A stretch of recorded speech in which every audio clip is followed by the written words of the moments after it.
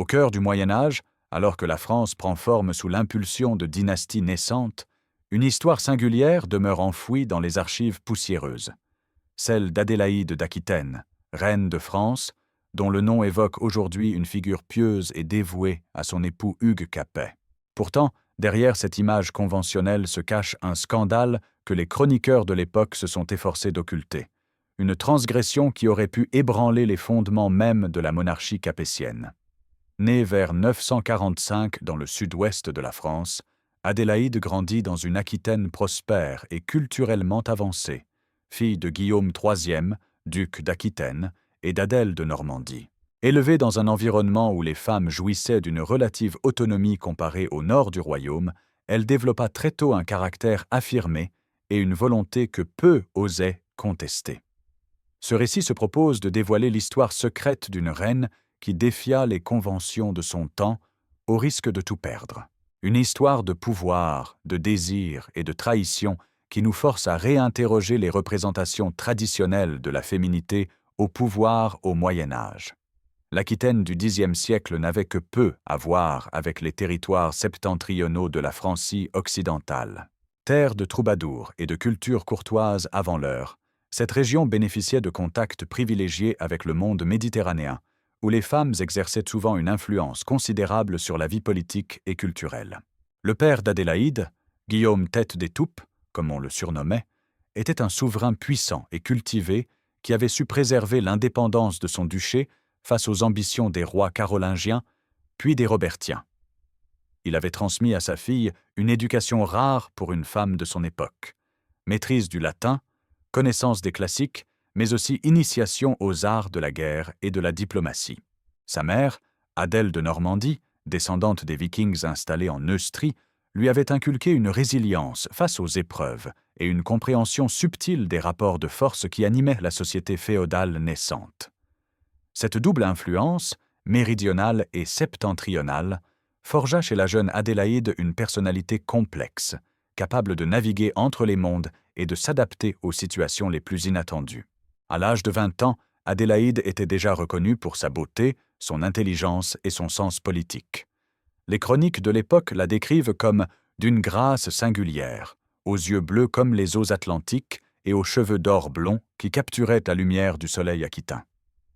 Mais c'est son esprit vif et sa capacité à tenir tête aux seigneurs les plus puissants qui marquaient véritablement ceux qui la rencontraient.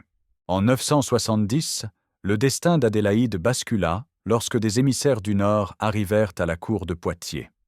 Ils venaient au nom de Hugues Capet, le puissant duc des Franciens et descendant des Robertiens, qui cherchait à consolider son pouvoir en s'alliant avec les grandes familles du sud du royaume. Pour Hugues, cette union représentait bien plus qu'une simple alliance matrimoniale.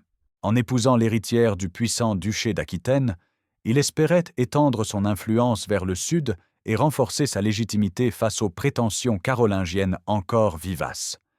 Pour Adélaïde, ce mariage signifiait quitter sa terre natale pour un territoire étranger où les coutumes, le climat et les mentalités différaient radicalement de ce qu'elle avait connu. Les négociations durèrent plusieurs mois, ponctuées de tractations diplomatiques et d'échanges de terres et d'allégeances. Adélaïde participa activement à ces discussions, exigeant des garanties sur le maintien de l'autonomie aquitaine et la protection des intérêts de sa famille natale. Face à une fiancée si déterminée, Hugues Capet dut faire des concessions inhabituelles pour l'époque.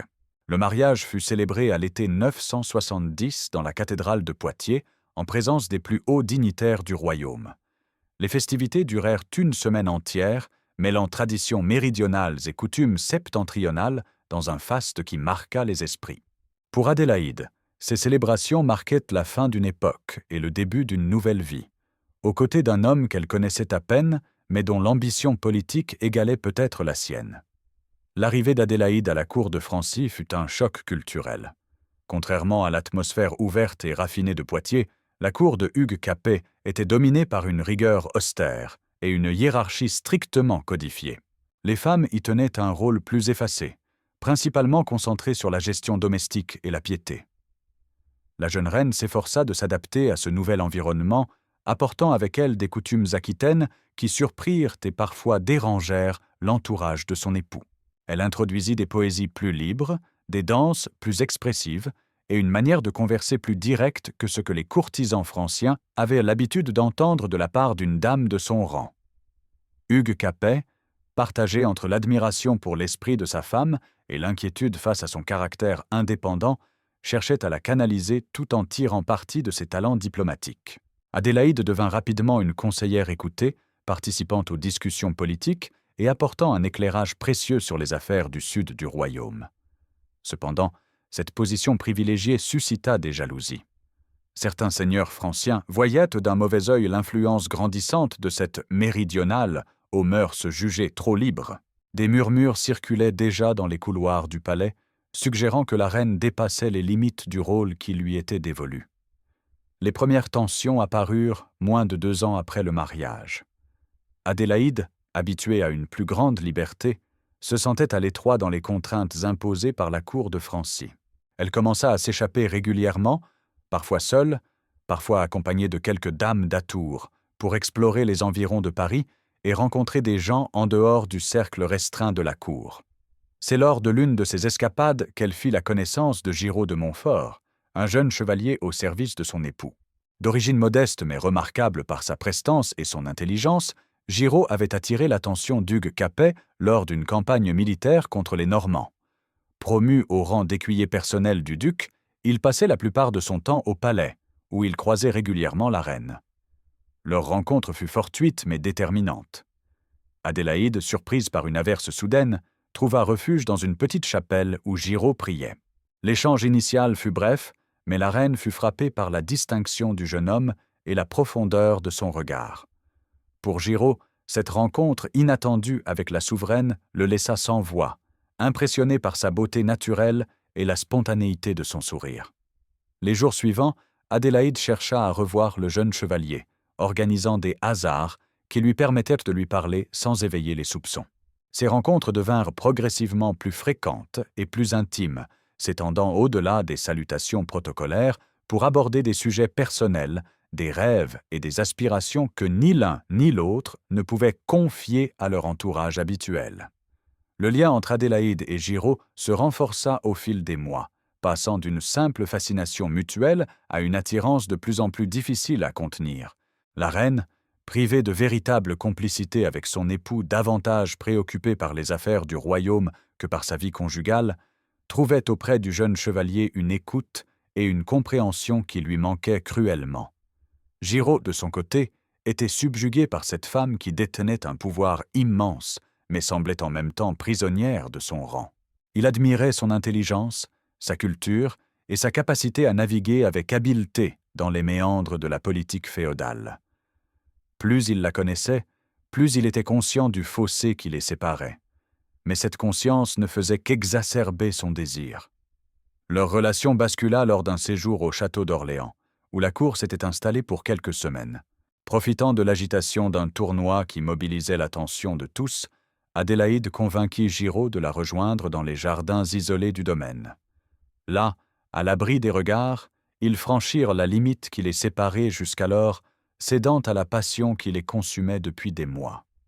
Cette première transgression ouvrit la voie à d'autres rencontres secrètes, toujours plus risquées. Adélaïde utilisait son statut pour organiser des rendez-vous discrets, profitant des absences de son époux ou des distractions de la cour pour s'isoler avec son amant. Giraud, conscient du danger extrême que représentait leur relation, ne pouvait se résoudre à y mettre fin, prisonnier d'un amour aussi intense que impossible. Ce qui aurait pu rester une liaison secrète entre une reine et un chevalier prit une tournure inattendue lorsque Adélaïde commença à s'entourer d'autres jeunes chevaliers, tous choisis pour leur loyauté supposée et leur discrétion. Influencée par les coutumes aquitaines, où les relations entre nobles de statuts différents étaient plus tolérées, elle créa autour d'elle un cercle d'admirateurs dévoués, qui lui servait à la fois de protection et de confident. Parmi ces chevaliers se trouvaient Raoul de Vermandois, un noble déchu mais encore charismatique, et Thomas de Ponthieu, un jeune homme d'une grande beauté, mais d'une ambition modérée. Tous deux furent rapidement séduits par le charme de la reine et la perspective de s'approcher du pouvoir. Adélaïde instaura une sorte de rituel secret où ses chevaliers favoris la rejoignaient dans ses appartements privés après que la cour se fut endormie. Ces rencontres nocturnes mêlaient conversations philosophiques, lecture de poésie et, parfois, des intimités plus physiques. La reine, dans sa quête de liberté et d'affection, semblait trouver dans ces relations multiples une forme de compensation à la rigidité de sa position officielle. Ce comportement, d'une audace inouïe pour l'époque, ne pouvait rester indéfiniment secret. Des rumeurs commencèrent à circuler dans les couloirs du palais, alimentées par les domestiques qui remarquaient les allées et venues nocturnes et par les courtisans exclus de ce cercle intime.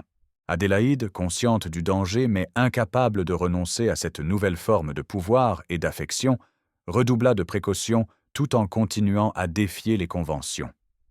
Hugues Capet, bien qu'absent fréquemment pour des raisons politiques et militaires, n'était pas un homme naïf. Les changements dans le comportement de son épouse ne lui échappèrent pas. Il remarqua son détachement croissant lors des réunions officielles, ses absences répétées des offices religieux et la manière dont certains jeunes chevaliers la regardaient avec une déférence qui semblait dépasser la simple loyauté féodale. Le duc commença à faire des enquêtes discrètes, confiant à ses fidèles la mission de surveiller les déplacements de la reine et de l'informer de ses rencontres suspectes. Les premiers rapports qu'il reçut étaient vagues, mais ils confirmaient ses craintes. Adélaïde entretenait bien des relations inappropriées avec des hommes de sa suite. Face à cette situation, Hugues Capet se trouva dans une position délicate. En tant que souverain en devenir, il ne pouvait se permettre un scandale qui compromettrait son autorité et sa légitimité. Mais en tant qu'époux, il se sentait profondément humilié et trahi. Il décida d'abord d'agir avec subtilité, éloignant certains des chevaliers les plus proches de la reine sous des prétextes officiels et augmentant la surveillance autour de ses appartements. Adélaïde comprit rapidement les intentions de son époux et modifia ses stratégies. Elle devint plus prudente dans ses rencontres, utilisant des intermédiaires et des lieux plus discrets pour ses rendez-vous. Ce jeu du chat et de la souris dura plusieurs mois, créant une tension palpable à la cour où chacun sentait que quelque chose se tramait mais n'osait évoquer ouvertement le sujet. Les rumeurs concernant le comportement de la reine finirent par parvenir aux oreilles de l'archevêque de Reims, Adalbéron, une figure ecclésiastique d'une grande influence qui avait joué un rôle crucial dans l'ascension d'Hugues Capet.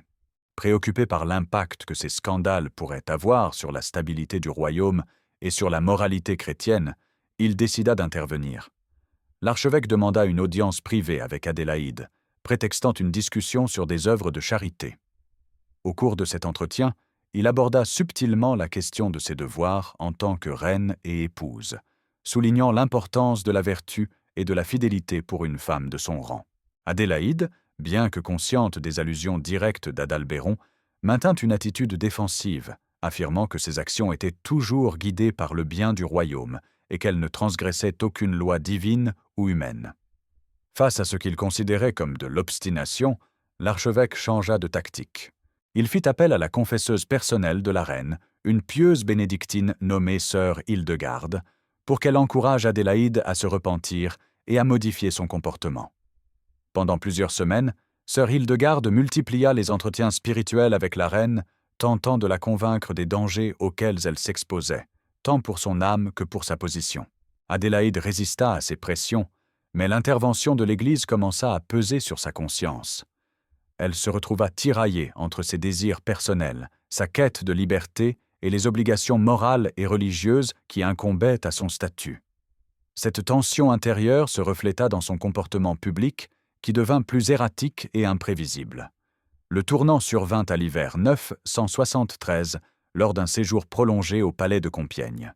Une nuit particulièrement froide, un serviteur chargé de ravitailler les appartements de la reine découvrit par hasard l'un des chevaliers, Raoul de Vermandois, sortant discrètement de la chambre à coucher d'Adélaïde.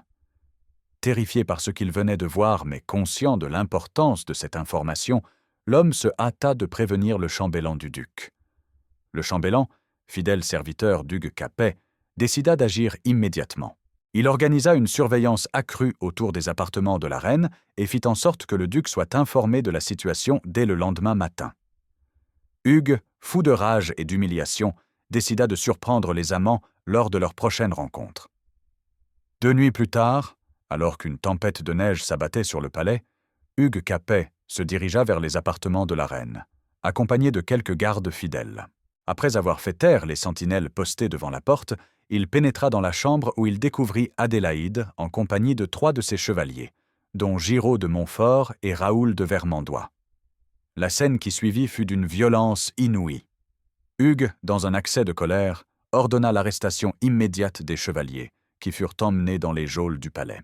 Adélaïde, quant à elle, fut placée en résidence surveillée, ses appartements étant scellés et ses communications avec l'extérieur strictement contrôlées. La découverte de la liaison d'Adélaïde et de ses relations avec plusieurs chevaliers déclencha une répression impitoyable.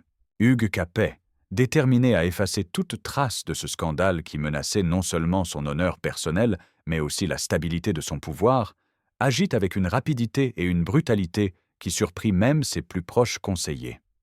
Les 3 chevaliers arrêtés furent soumis à la torture pour leur faire avouer non seulement leur relation avec la reine, mais aussi d'éventuelles conspirations politiques. Giraud de Montfort, sous la douleur extrême, finit par avouer l'étendue de sa relation avec Adélaïde, ainsi que les noms d'autres courtisans qui étaient au courant de leur rencontre. Raoul de Vermandois et Thomas de Ponthieu, bien que résistant plus longtemps, finirent par craquer sous la pression, révélant des détails qui aggravèrent encore davantage la situation de la reine. Les aveux obtenus, Hugues Capet prononça un jugement exemplaire. Giraud de Montfort, considéré comme le principal coupable, fut condamné à être écartelé en place publique, une sentence réservée aux traîtres et aux crimes les plus graves. Raoul de Vermandois et Thomas de Ponthieu furent décapités, leurs biens confisqués au profit du duché. D'autres nobles et serviteurs suspectés d'avoir été complices furent bannis, emprisonnés ou dépossédés de leurs titres. Adélaïde, quant à elle, fut confrontée à un choix terrible. Hugues Capet lui proposa 2 options, être répudié et enfermé dans un couvent pour le reste de ses jours, ou participer activement à l'étouffement du scandale en acceptant une rééducation sévère et une surveillance permanente. Consciente que la première option signifierait non seulement la fin de sa liberté, mais aussi celle de l'influence aquitaine à la cour, Adélaïde choisit la seconde, espérant pouvoir retrouver un jour une forme de pouvoir. Avec la collaboration active d'Adalbéron, l'archevêque de Reims, Hugues Capet entreprit de réécrire l'histoire de ces événements. Les chroniques officielles furent à modifier pour présenter une version très différente de la réalité. Les chevaliers exécutés n'étaient plus des amants de la reine, mais des traîtres qui avaient comploté contre le duc dans le but de s'emparer du pouvoir. Adélaïde fut présentée comme une victime innocente de ces conspirateurs qui avaient cherché à utiliser son nom pour légitimer leurs ambitions. Son rôle dans l'affaire fut minimisé, voire présenté comme celui d'une héroïne qui avait résisté aux avances des traîtres et contribué à démasquer leur complot. Cette version officielle fut largement diffusée dans tout le royaume par les prédicateurs et les chroniqueurs. Les documents originaux mentionnant le scandale furent détruits ou cachés dans les archives secrètes du palais. Les témoins gênants furent réduits au silence par des menaces, des pots de vin ou des éliminations discrètes. Adélaïde elle-même fut contrainte de participer à cette mascarade. Elle apparut en public aux côtés de son époux, affectant une dignité blessée, mais une résilience admirative. Elle multiplia les actes de piété et les fondations religieuses, cherchant à construire une nouvelle image de reine dévote et vertueuse qui effacerait les souvenirs de sa transgression passée. Les années qui suivirent le scandale furent marquées par les efforts constants d'Adélaïde pour reconstruire son image et retrouver une forme d'influence à la cour. Elle adopta un mode de vie irréprochable, se consacrant à des œuvres de charité, à la fondation de monastères et à l'éducation de ses enfants, notamment le futur Robert II. Cette transformation ne fut pas uniquement superficielle. L'épreuve qu'elle avait traversée semblait avoir profondément modifié sa personnalité. La femme audacieuse et insouciante qui avait défié les conventions laissa place à une souveraine consciente des responsabilités qui incombaient à son rang. Elle développa une nouvelle forme de pouvoir, plus subtile et plus durable, basée sur son rôle de mère du futur roi et de protectrice de l'Église. Hugues Capet, bien que gardant toujours une certaine distance émotionnelle avec sa femme, reconnut la valeur de son soutien dans la consolidation de sa dynastie. Il lui accorda progressivement plus de responsabilités politiques, notamment dans la gestion des domaines royaux et dans les relations avec les puissants seigneurs du Sud.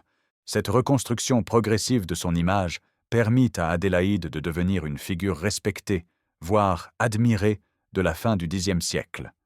Les chroniqueurs de l'époque la décrivent comme la plus sage et la plus pieuse des reines, oubliant ou ignorant complètement le scandale qui avait failli coûter sa vie et sa réputation quelques années plus tôt.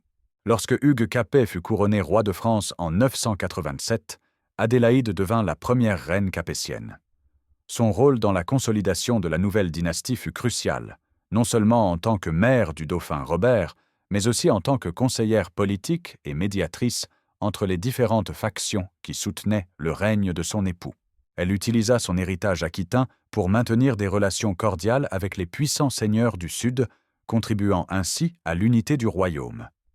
Son expérience des affaires politiques, acquise au fil des années et des épreuves, fit d'elle une interlocutrice précieuse pour les ambassadeurs étrangers et les vassaux du roi. Sur le plan personnel, Adélaïde parvint à trouver un équilibre entre ses obligations publiques et sa vie intérieure.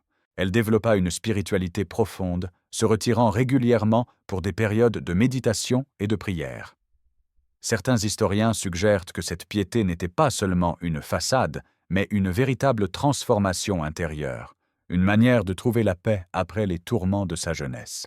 Après la mort d'Hugues Capet en 996, elle continua à exercer une influence considérable sur le règne de son fils Robert II, devenant l'une des figures centrales de la cour jusqu'à sa propre mort en 1004. Son héritage fut celui d'une reine qui avait su transformer un scandale potentiellement destructeur en une force pour la consolidation d'une dynastie qui allait régner sur la France pendant plus de 8 siècles. Pendant près d'un millénaire, l'histoire véritable d'Adélaïde d'Aquitaine demeura enfouie sous les couches de l'historiographie officielle. La version présentée par les chroniqueurs médiévaux, reprise par les historiens ultérieurs, décrivait une reine vertueuse et dévouée, entièrement tournée vers son rôle d'épouse et de mère. Ce n'est qu'à la fin du XXe siècle que des indices commencèrent à émerger, suggérant une réalité plus complexe. Des chercheurs travaillant dans les archives du Vatican découvrirent des lettres d'Adalbéron, l'archevêque de Reims, faisant allusion à l'épreuve terrible traversée par la reine Adélaïde et à sa chute puis sa rédemption. Ces documents, bien que ne mentionnant jamais explicitement le scandale, ouvrirent la voie à de nouvelles interprétations. La véritable percée eut lieu en 2003, lorsqu'un manuscrit anonyme du XIe siècle fut découvert dans une collection privée en Aquitaine. Ce texte, rédigé par un clerc qui avait apparemment eu accès à des documents aujourd'hui disparus, racontait en détail le scandale de la reine et ses chevaliers, bien que sous une forme romancée. Les historiens, après une longue analyse de authenticité, confirmèrent que le récit s'appuyait sur des faits réels. Depuis cette découverte, de nouvelles recherches ont permis de reconstituer les événements avec une précision croissante. Des archives judiciaires, des correspondances privées et des chroniques locales ont été réexaminées à la lumière de cette nouvelle information, révélant progressivement l'étendue de la dissimulation orchestrée par Hugues Capet et ses successeurs. La redécouverte du scandale d'Adélaïde d'Aquitaine a profondément modifié la perception de cette figure historique et, plus largement, du rôle des femmes au pouvoir au Moyen Âge. Les historiens ont dû réviser leur interprétation non seulement de la personnalité d'Adélaïde, mais aussi de la nature du pouvoir capétien à ses débuts. Certains spécialistes voient dans le comportement d'Adélaïde une forme de résistance face aux contraintes imposées aux femmes de son temps. Ses relations avec les chevaliers ne seraient pas seulement l'expression de désirs personnels, mais aussi une tentative de s'approprier une forme de pouvoir dans une société qui en privait les femmes. Cette interprétation met en lumière la complexité des stratégies développées par les femmes médiévales pour naviguer dans un monde dominé par les hommes. D'autres historiens soulignent la dimension politique du scandale et de sa dissimulation. La manière dont Hugues Capet géra la crise révèle sa compréhension aiguë de l'importance de l'image et du contrôle de la narration dans l'exercice du pouvoir. En transformant un scandale personnel en complot politique, il parvint non seulement à préserver son autorité, mais aussi à renforcer sa légitimité en se présentant comme un souverain capable de protéger le royaume contre les traîtres. Ces nouvelles interprétations ont également eu un impact sur notre compréhension de la cour capétienne primitive. Loin d'être le monolithe pieux et vertueux décrit par les chroniques officielles, elle apparaît comme un espace de tension, de conflits et de négociations constantes, où les individus cherchaient à naviguer entre les contraintes de leur statut et leurs aspirations personnelles. Aujourd'hui, l'histoire d'Adélaïde d'Aquitaine oscille entre le mythe et la réalité. La figure historique, complexe et nuancée, coexiste avec les représentations plus romancées qui ont fleuri dans la culture populaire, des romans historiques aux séries télévisées. Cette dualité reflète la fascination continue pour une femme qui défia les conventions de son temps au risque de tout perdre. Adélaïde incarne la tension entre les désirs individuels et les obligations collectives, entre la transgression et la conformité, entre l'échec apparent et la réussite finale. Son histoire nous rappelle que les figures historiques sont rarement aussi unidimensionnelles que les récits officiels le suggèrent. Derrière les images de piété et de vertu se cachent des êtres humains avec leurs contradictions, leurs failles et leurs aspirations. La capacité d'Adélaïde à transformer une crise existentielle en une source de force constitue peut-être son véritable héritage, bien plus que les fondations religieuses ou les alliances politiques qu'elle a conclues. En fin de compte, le scandale oublié d'Adélaïde d'Aquitaine nous enseigne non seulement sur une période cruciale de l'histoire de France, mais aussi sur la manière dont les récits historiques sont construits, déconstruits et reconstruits au fil du temps. Il nous invite à questionner les vérités établies et à chercher, derrière les apparences, la complexité des vies humaines qui ont façonné notre passé. Plus de 1000 ans après les événements qui ont secoué la cour de Francy, l'histoire d'Adélaïde d'Aquitaine continue de résonner avec une étonnante pertinence. Son parcours, de la jeune duchesse aquitaine audacieuse à la reine capétienne respectée, en passant par la femme au centre d'un scandale qui aurait pu anéantir tout ce qu'elle avait construit, nous offre une perspective unique sur le pouvoir, le désir et la résilience. Le scandale oublié d'Adélaïde nous rappelle que l'histoire officielle n'est souvent qu'une version parmi d'autres, une construction destinée à servir des intérêts politiques et à préserver des ordres établis. La redécouverte de son histoire véritable nous invite à interroger les récits que nous tenons pour acquis et à reconnaître la complexité des vies humaines qui se cachent derrière les grandes figures historiques.